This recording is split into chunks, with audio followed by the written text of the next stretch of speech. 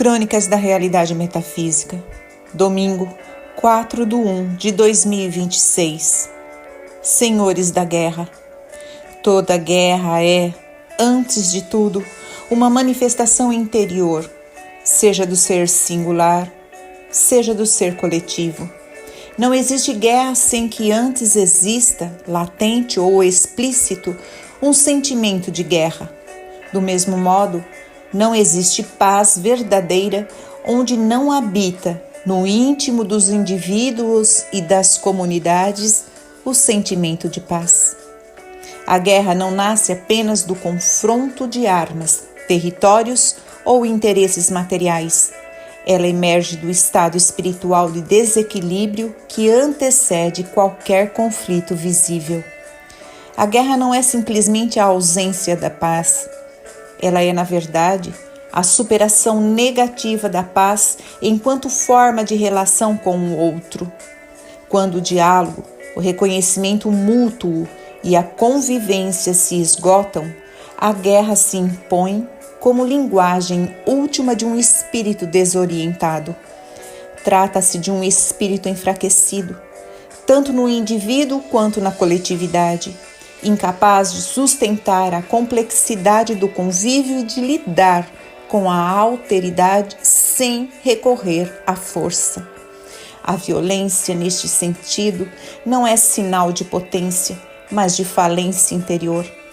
O espírito coletivo, quando degradado pelo espírito singular, dominado pelo medo, pelo desejo de dominação ou pela incapacidade de empatia, acaba por reproduzir-se a força bruta.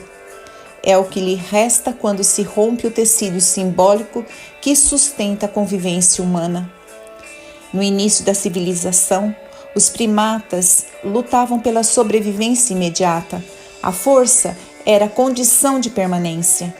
Com o tempo, esses mesmos seres aprenderam a se harmonizar em comunidades, desenvolvendo vínculos, linguagem, cooperação e formas rudimentares de ética.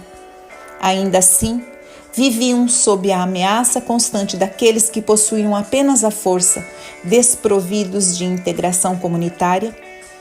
E essa tensão atravessou séculos e moldou a história humana. A civilização, enfraquecida em seus fundamentos espirituais e éticos, repetidas vezes optou pela força como solução. Impérios se ergueram e ruíram sob a mesma lógica. Sempre que o diálogo se tornava impossível e o reconhecimento do outro era negado, a violência surgia como resposta automática. A guerra, assim, não é um acidente da história, mas um sintoma recorrente de sua imaturidade espiritual. Vivemos, contudo, um momento singular. Veremos em breve mudanças estruturais profundas, os chamados senhores da guerra, figuras ou sistemas que se alimentam do conflito, continuam a buscar seus espólios nas vítimas como se o espírito de uma outra nação, povo ou cultura simplesmente inexistisse. Para eles, o outro é apenas objeto de conquista, número estatístico ou território a ser explorado. No entanto, quando a uma nação ou sistema só resta a força, este é precisamente o seu momento de decadência. A violência extrema não anuncia vitória, anuncia colapso. Estamos atravessando o fechamento de um ciclo civilizatório na Terra. Não se trata apenas de uma transição política ou econômica, mas de uma necessidade evolutiva. O modelo civilizatório baseado na dominação, na exploração e na guerra revela seus limites históricos e espirituais.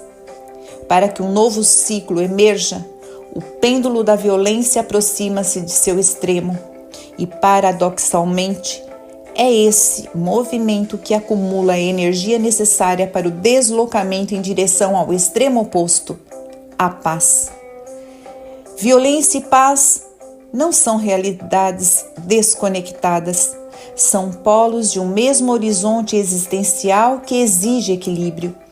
Quando um polo se radicaliza, inevitavelmente gera as condições para o surgimento de seu oposto. A paz que se anuncia não será frágil ou ingênua.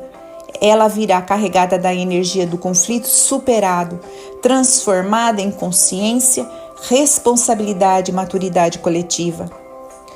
Os senhores da guerra, com seu espírito belicista, aproximam-se do fim, não porque serão derrotados apenas por outras armas, mas porque sua lógica se torna insustentável diante de uma humanidade que começa a reconhecer a si mesma como uma totalidade interdependente.